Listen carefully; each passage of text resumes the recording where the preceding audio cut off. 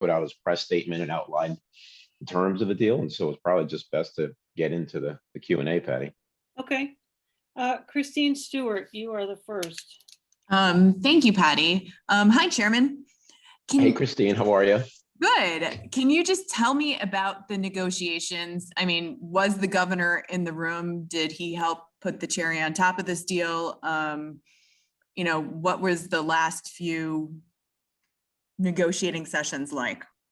Yeah, so the governor, this recent process, the governor and both tribes assigned specific staff to the negotiating process. So we had two from Pequot, Mohegan had two, and the state had David Lehman and Melissa McCall. And Paul Mounds was heavily involved, but not directly at the negotiating table. And so the governor's approach was allow the teams to work and get to a product that we all thought could be successful in the state and that served all parties. He didn't get involved specifically in negotiating deal terms, but he certainly was aware of it. He and I, after what had happened about 2 weeks ago, we did have a fairly frank conversation about where we were at, and we all refocused. And from that point on, pretty much David Lehman's point on the final parts of the negotiation. And this seems very much like the previous deal. And I know that you had one issue that you were focused on and hung up on, not that you necessarily told us what that was. Can you say whether you got that out of this deal?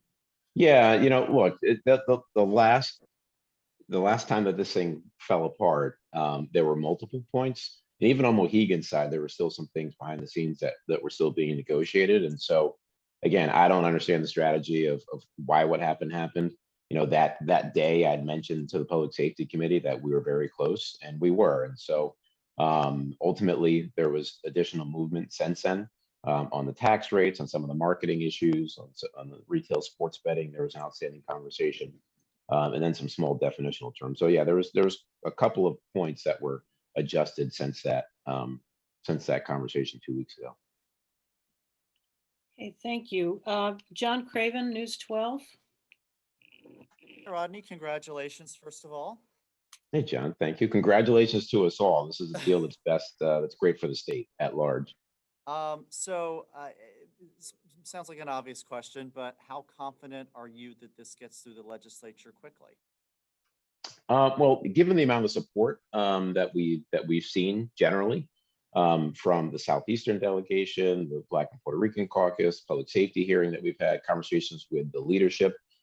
There is broad general support for this initiative. And I think a lot of people were waiting for the governor to sign off on it. My conversations with legislative leadership in prior years was that they were interested in it, but they felt like if the governor couldn't come to a deal, there was always that threat of a veto or other influence. And so I think with the governor and both tribes now signing off and clearing any of the legal concerns that may present themselves, I think it has a pretty good chance of getting through the legislature. My one follow-up. So this also allows the lottery to open retail locations in Hartford and Bridgeport. I guess why allow that? I mean, on the surface, it seems like that would be competition for you guys, but obviously there's a big legislative delegation for Bridgeport. Dennis Bradley's been pushing for this for a long time. Can you kind of talk about why that was included? Yeah, well, so Hartford and Bridgeport and New Haven, Stamford, Waterbury, they were always contemplated in the deal in some way, shape, or form, even going back for the last few years when we thought there would only be maybe 3 to 4 or 5 retail facilities around the state, in addition to the ones at Foxwoods and at Mohegan Sun. And so in our conversations with the governor's team, they were heavily focused on lottery. And this was one of the more heavily negotiated points, in fact, this and the East Windsor conversation, which I know you'll have a lot of questions on as well. But lottery really felt like that the state really wanted lottery to be a part of this, and so for that they wanted the responsibility to manage those retail facilities, and we were ultimately okay with that. And it does, to your point, John, it certainly adds a level of competition that we think is manageable. But I will say, when you look at the number of retail locations, we clearly, when you look at other states, we felt like this number was okay, but probably should be a little bit lower. And again, it balances out when you look at everyone being online and then our ability to do online gaming. Okay, next, Susan Raff, WFSB. Good afternoon. I just Susan. wanted to piggyback a little bit on the confidence level. I mean, this has been a tough road, a long road. Tell me about it. Yeah. I don't think we can sip champagne yet, or you can. No. But there are going to be obstacles, there are going to be challenges. There always are in Connecticut. Yeah. And what's okay now may not be good 2 weeks from now. So Yeah. do you think just by coming to the table and a compromise is going to push this over the top? Yeah, I think so, Susan. Look, I mean, as we all know, Connecticut's a complicated state and always keeps us on our toes, and that's probably why we love it so much, right? But yeah, look, I think the biggest obstacle of the legal threat of us from the tribe's perspective, saying it's our right and it's built into our agreement, this exclusivity, and then the state's concerned about us suing them and vice versa. I mean, I think that's probably the biggest obstacle that was impeding conversations in the past. And so that being lifted, yeah, it's certainly not an easy lift from here on out. But that was definitely the biggest obstacle. I mean, look, it still has to get through the legislature. We still need the Department of Interior to sign off on it as well. And who knows if they'll look at it as it being a fair deal or not. I think they will. And then we have to set up the regulatory structure throughout the state, and hopefully we can expedite that in a way that that we can get this off the ground and launched in a matter of months. Now, if you're not a gambler, right, and you're not someone, that you might say, well, that's great, they're going to get some money. But say I'm someone maybe who's driving to New Hampshire right now, so because I want to place a bet. So just spell it out for me quickly and succinctly. So if I have a phone, I'll be able to do what with that phone now? So if you have a phone, right now you could download a daily fantasy sports app, and in our case, it'd be DraftKings. And if you're in the technology uses geofencing, and so it notices when you're within the borders of Connecticut. And so once you enter the state of Connecticut, you will then be able to go onto your phone, go to the Foxwoods DraftKings app, and place bets on your favorite sporting team. You can start the NCAA tournament that's starting tomorrow. I mean, they'll be filling out your brackets and placing real money wagers on that. And in the meantime, you can simply switch to an online slot machine and start playing slots or blackjack or poker for real money from your car. Hopefully not while you're driving. And you'll control the online, right? Yeah, The well, tribes yeah, do. and that was clear, and that's something that, and you'll see. I mean, all this will come out eventually as far as the negotiating process. I'm sure you guys are brilliant at what you do, and you'll FOIA everything. But where the state started and where we started, state started from a perspective of having multiple operators in the state for iGaming under the guides of the two tribes, but having multiple operators, and after lengthy negotiations, we all agreed that it's just the two tribes and via our exclusive agreements. Thank you. Thank you, Susan. Okay. Hope all is well for you. Next, Steve Singer, Hartford Current. Thank you. Hi, Rodney. How are you doing? Hey, Steve. Good. How are you? Okay, I'll ask my two questions right off the top. The first one is this deal calls for 18% of iGaming revenue over 5 years and 20% over the next 5 years. Assuming you guys costed this out, can you say how much, because that seemed to have been a sticking point in the first agreement, how much money this saves Mashantucket Pequots going to 18% over 5 years rather than 20% over 10? Yeah, Stephen, that was one of the sticking points. And as I pointed out, even in my testimony, without citing the specific percentages, when I cited in my testimony the public safety hearing, was that's worth a couple million a year to us versus a couple million a year to the state. And again, you got to look at that from perspective of the nation versus the state. For us, we're looking at a budget in the tens of millions versus the state's tens of billions. And so a couple million is much more impactful to the tribes than it was to the state. And so we felt like this was a decent compromise. to split the initial term of the deal. As you understand, the initial term is 10 years, but can be extended for an additional 5 upon mutual consent of all 3 parties with no additional legislation. And so our hope is that this is ultimately a 15-year deal.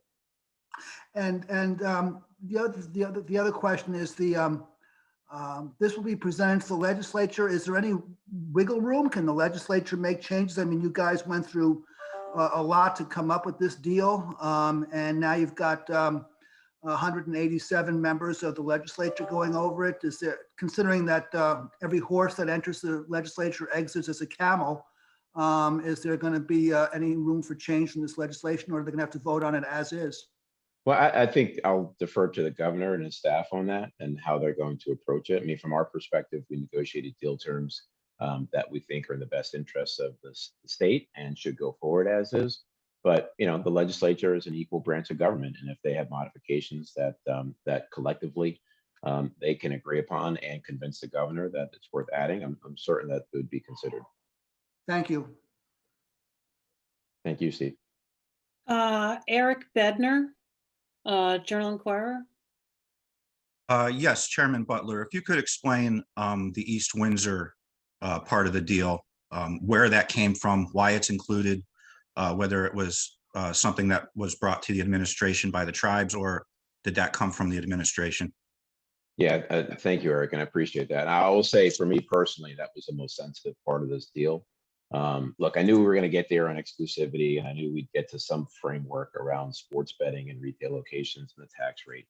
But for me, the commitment that we've had to East Windsor and our belief in that project, quite frankly, was the most difficult part to agreeing to some sort of delay in this as a part of this deal. And that was something that came from the governor's office. He's been public about that for what he's explained to me as legal concerns with the project. We just agree to disagree, quite frankly, on that. But it was something that they weren't moving from. They were actually looking for a repeal of the prior legislation. And so the compromise position was to defer it for the first term of the deal. And by the way, we spoke with the East Windsor delegation a few months back and noted that because of the current economic situation, that the project was probably going to be delayed by a few years anyways because of that. But this certainly extends it beyond what any of us believe is in the best interest of the state. But again, it was something that the governor and their legal team felt passionate about and were really concerned about some litigation risk that you have to go to him to get a full understanding of why that was important to him. And one other thing, how much money have you guys spent on that East Windsor project? And are you willing to just kind of eat that money, or you still feel you're going to come back to it? Yeah, you're digging in the wounds here, Eric. I mean, yeah, that was, look, the tribes collectively are in for almost $20 million. We own a beautiful piece of land, great real estate right off the highway in East Windsor. We believe that project works at the right scale. And I think not only works for the tribes, but works for the state. I mean, we estimated pre-pandemic that it would generate about $60 million of tax revenue back to the state. A lot of that coming from our friends up north in Massachusetts. And so, post-pandemic, it probably still can generate 20 to 30 million a year in tax revenue for the state and easily get back our return on investment in the project. So I think it's still a viable project. My hope is that at some point in time, there's a reconsideration on that, or at minimum, or worst case scenario, it's, we're shovels in the ground and opening the doors at year 10, day one. Okay, next is Brian Hallenbeck, if you're on. Hello, can you hear me? Yep. Hi. I got on a little late with computer trouble, Rodney, so forgive me if I ever repeat this. I wanted to ask, during negotiations, was anything else ever on the table, including the 25% cut the state gets on slots? We've seen Foxwoods struggling to meet the minimum contributions in recent months, and just wondering if that was on the table. Well, it was certainly on the table from the tribe's perspective. The state held its ground, looking at the prior agreement and saying that they didn't want to go backwards from the 25%. And my perspective on it. We were looking at it holistically with the addition of the new revenue coming in. And so I guess the one area where we did make up some ground, though, to your question about the minimum payments, is that the new tax revenue coming in from iGaming, from Keno, and sports betting will actually, count towards that $80 million minimum. So we will have some flexibility there moving forward, in case we do get in this position again, and God forbid we do. I hope we never see anything like this again in our lifetime, Brian. But if we're in that scenario again, we have multiple tax streams that are contributing towards that $80 million minimum. I see. Okay. Good. All right. And just to clarify, the as far as the East Windsor thing, the part of the agreement is that it's deferred. You said for the first term. Do you mean the first 10 years? For the first 10 years. Yeah. Okay. All right. Thank you. Thank you, Brian. Next, WTIC Radio, Dave Mager.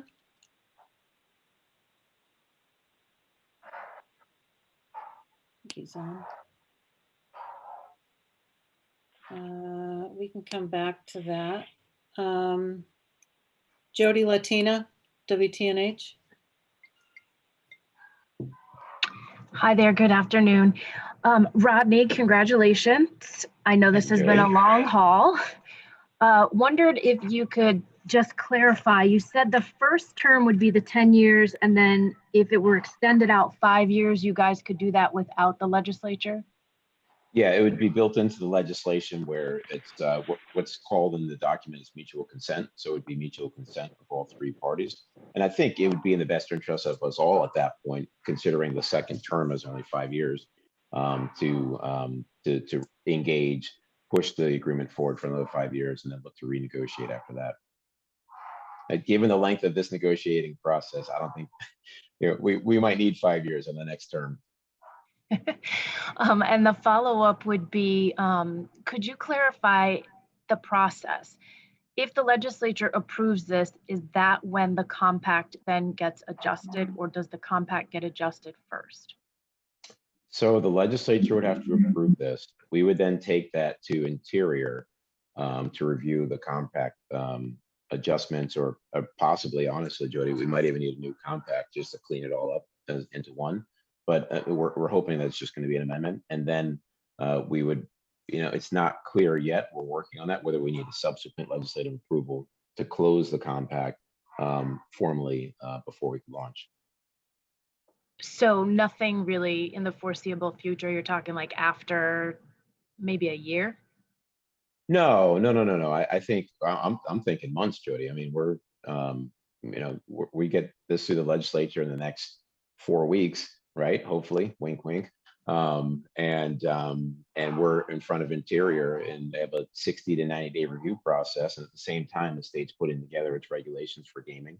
And then we get approvals in a matter of months, and we're launching iGaming and sports betting by the mid or end of summer. All right, thank you. Dave Mager, I see you there now. You're next. Sorry about that. Hi, Rodney. Hey, Dave. I like you already, David. You're a Giants fan, so we're good. It's a painful process, like your process. Yeah, we can bet against them now in a couple of months. Don't worry. What is that facility going to look like in-house? I've seen the facility at Twin Rivers. It's kind of mini Vegas-ish as far as a sports book. What's your vision for the physical sports betting? Yeah, so at Foxwoods, we've partnered with DraftKings, and so we actually have a space identified in the heart of the facility that we're going to convert into a full-blown sports bar. Branded DraftKings, over the top, certainly Vegas style or better is what we're aiming for, and especially going back to, I think it was John's earlier comments or questions around the number of locations around the state, how competitive they're going to be. The reality is we are a destination resort, and we're going to need a destination resort sports book in comparison to the pop-up ones that you'll see throughout the state. And so much with the online, which is, I was hearing, is going to be the main part of sports betting because that's the way people do things now. Do you still see the physical part of it at Foxwoods as a very important aspect? Yeah, it's still going to drive people to the property, and there's a level, of interaction that people will want to have. Think about with March Madness coming up, and once we get post, pandemic, the excitement and the experience of being in a room together and celebrating or crying over our giants, as you may. But yeah, it's not. If you look at New Jersey pre-pandemic, it was only about 20% of the market, and so but it still has a role similar to casinos, right? I mean, there's some who theorize that internet gaming will eventually take out retail gaming, and there's at the core we're still human beings, and we still need the interaction with each other, and the experiences that we provide at Foxwoods, we believe will certainly outlast any online gaming experiences. Great. Giants will be underdogs no matter what. Thanks. You got that right, Dave. Fox 61. I see them. Fox 61. We can circle back. Let's go to Sue Haigh. You sound resigned to that. Good afternoon, Chairman Butler. Hey, Sue. How are you? Congratulations. What will this mean financially for Foxwoods? What percentage of the business do you expect iGaming and sports betting to be? Great question. So we actually, when you look at it as an entire unit, we actually don't expect it to be much more than 10-15% of the current operations, and the state will see that. The state will see that they're still getting $250 million a year from both tribes through the slot agreements, in comparison to the 40 or 50 directly out of sports betting and iGaming from us. In addition to the incremental 30 or so that the state will get out of doing sports betting on their own and iLottery and Keno. And so it's, we expect it to be a nice bump, which will help us, going back to Brian's point, especially on the minimum payment issue. But we don't see it surpassing our land-based revenues anytime in the near future, or So distant that's future for that matter. You said 10 to 15%, that's everything, iGaming, sports betting, Yeah. online Keno? I don't know Yeah. if you're doing it or not. And are you guys ready to go? And maybe you can answer for the Mohegans too. Are you ready to go now? Do you have the technology in place? I know you have a deal with DraftKings, as you've mentioned. Yeah, we have the technology in place. We still need the approvals from the Department of Interior, and Connecticut still needs to implement the gaming regulations required by which will be required by the law. And so, from a technology perspective, we're ready to go. Okay, great. Thank you very much. Thank you, Sue. Waterbury Republican American, Paul Hughes. Thanks very much. I was just wondering, this is certainly taken a while to reach. Did the financial and economic pressures of the COVID-19 pandemic on the state and the two tribes have any influence in reaching this breakthrough? I can speak for Pequot in that sense. No, it didn't. I think it highlighted the need for us to bring the gaming industry economy in Connecticut into the future, because of what you saw in other markets that had online gaming during this pandemic. Look, by the time we get it online, we'll be post-pandemic, God willing. And so it certainly, I guess to your question, it did highlight the opportunity that was there, but didn't necessitate it. You mentioned a few minutes ago that possibly stuff could be happening this summer, and sort of a dual track with the federal and the state regulations. But, that's a tall order to get through the Legislative Regulation Review Committee. They're going to have to come up with the not only for sports betting and all the other stuff that you guys are doing in this agreement. You're confident that that could all be done by September? Yeah, absolutely. I mean, there's already dozens of regulated markets, and so we're not recreating the wheel here. And we have partners, and even Mohegan has worked in those other markets, and I think we're all motivated, especially now with lottery being in the game. We're all motivated to get this done quickly, and so it's certainly possible. What about the sport tech threat? They seem to raise the prospect of, or renew the prospect of, a legal challenge. Could that derail these plans? Well, yeah, could. I think all parties are served in this deal. I mean, from our perspective, it was a negotiation with the two tribes and the state. And so by allowing the state to have a sports betting license administered through through the lottery, just like lottery today uses, I believe they use Scientific Games for their lottery tech. They're gonna have to partner with somebody for sports betting. And so I think Sport Tech should have a fair shot, should and will have a fair shot at that. In whatever lotteries process they choose to go by, where they do an RFP or how they do that. I'm not familiar with their selection process when they pick vendors, but Sport Tech is a vendor that should, and I would think would have every opportunity to partner with the state on their portion of sports betting. Okay, thanks very much. Thank you. Next, WNPR, Patrick Skahill. Thanks, Patty. Hi, Rodney. Hey, Patrick. I wonder if you could talk a little bit about the impact on staffing levels at Foxwoods that you could see this agreement having going forward. I think it's we're at the bottom of the trough now from a staffing perspective, because we're still managing through half the revenues that we were seeing pre-pandemic. And so we're still hovering around just above 2,000 employees, down from our peak of 5,000 pre-pandemic. So we're adding back some entertainment, we're adding back hotel rooms. Literally, we have staff that aren't even guest room attendants are helping clean rooms right now so that we can open up more rooms on property. And so we'll be adding back staff naturally, hopefully to the same level as we were pre-pandemic, and we don't see this having an impact on that. Hopefully, it actually it accelerates that, because what we've seen in other markets that with sports betting and iGaming is it actually drives foot traffic back to the physical properties, because we're in this ecosystem of marketing and branding. And so we're optimistic that we'll need more employees at Foxwoods ultimately to service the incredible foot traffic that's going to be driven by iGaming and sports betting. Thanks very much. Hearst Newspapers, Paul Schott.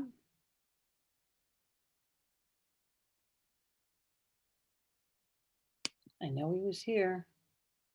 There we go. Sorry. Good afternoon, Rodney.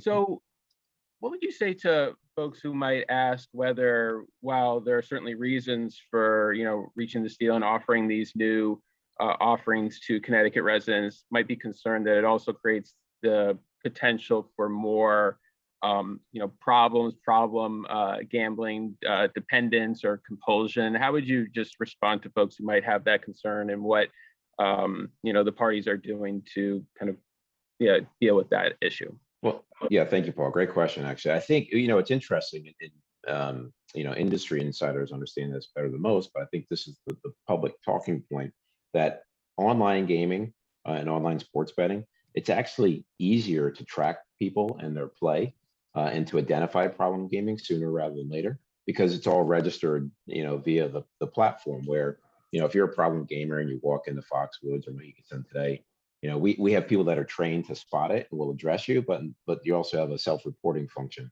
And so online, although, you will have easier access, we have much more tighter controls and tracking measures in place to look for problem gaming. And also, and just want to reiterate, we have a great longstanding partnership with the Connecticut Council on Problem Gaming that goes back since inception. And our dear friend Senator Austin will point out how much both tribes contribute to them annually. We have members on the board there, and so we'll continue our efforts and work with them to identify how we navigate moving forward to make sure that we're keeping people safe. Okay, that's helpful. Thank you, Rodney. Thank you, Paul. So we can see is Fox 61. Are you there now? Maybe not. Maybe not.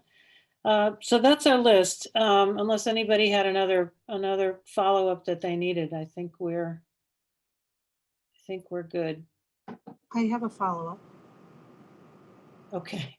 Susan, that's you? That's me. Okay. It's just quick, and that is, I know East Windsor is a sore topic. I just wanted to know, is it your understanding that the state has other plans for that? And the other thing I wanted to know about the boutiques, that are going to be in Hartford and Bridgeport? And is that enough to make Bridgeport happy? Yeah, great question, Susan. So East Windsor, again, I'll say this.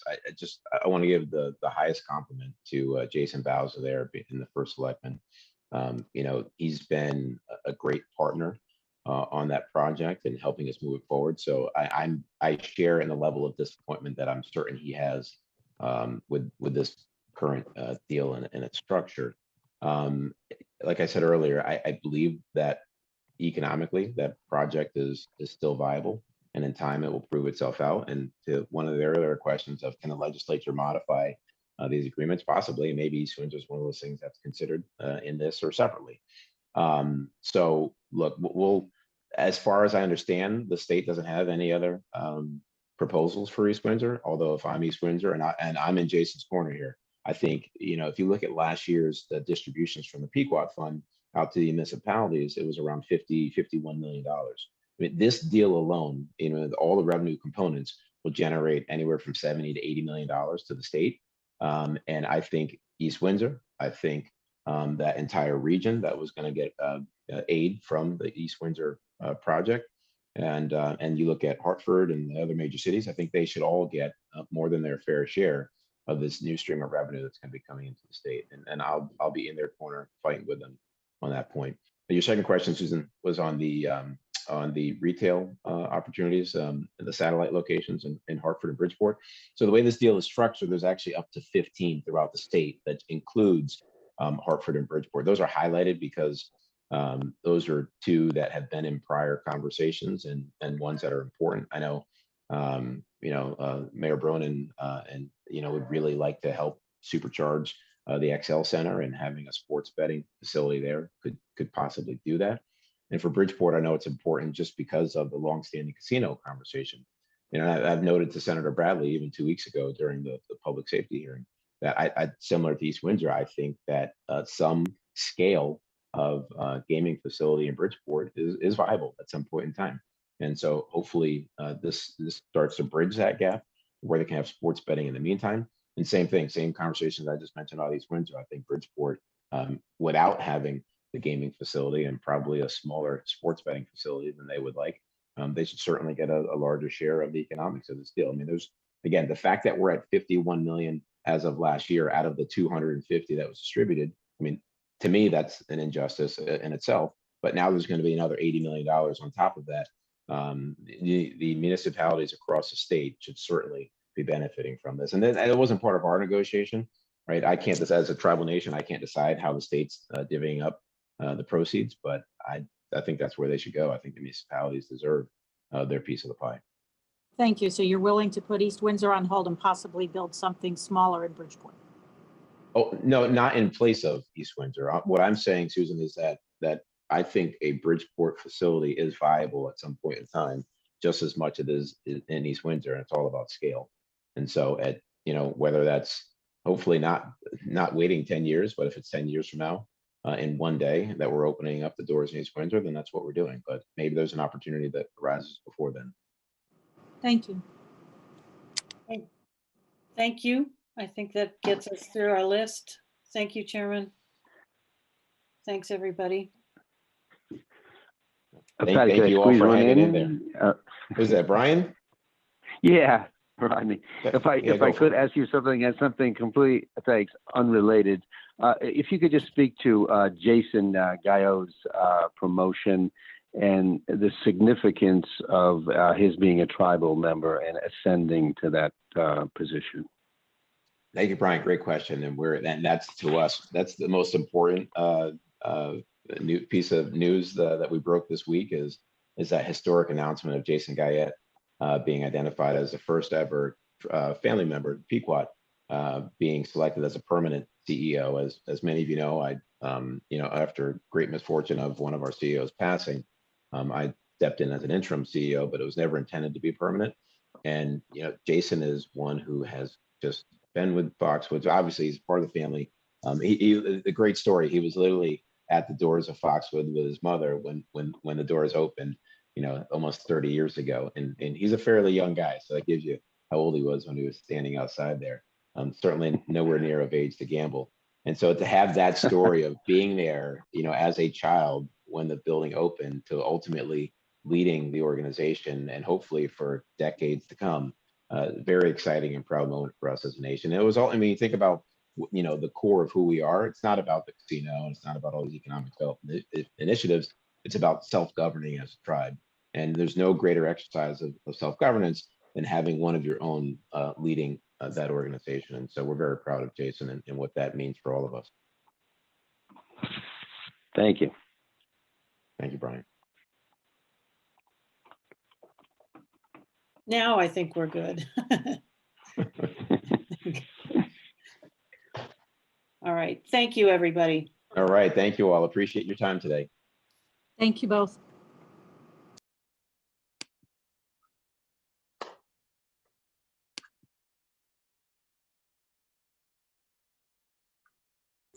Great job, Rod. Thanks, Jay. Appreciate it.